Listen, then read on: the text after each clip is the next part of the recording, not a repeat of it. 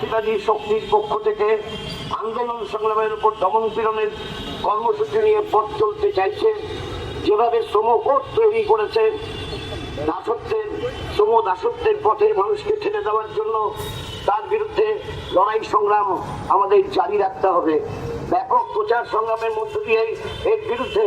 আগামী 20শে মে জাতীয় কনভেনশনের মধ্য দিয়ে সমস্ত শ্রমিক সংগঠন, সমস্ত কৃষক সংগঠন, ক্ষেতমজুর সংগঠন এবং বিভিন্ন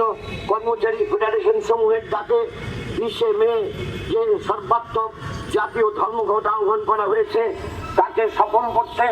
এবং মানুষের মধ্যে বিরোধ বিভেদ তৈরি করার জন্য যে সাম্প্রদায়িক শক্তি আমাদের রাজ্যে এবং ভারতের বিভিন্ন প্রান্তে তারা যেসব আস্ফালন করছে তার বিরুদ্ধে আমাদের সোচ্চার হতে হবে এবং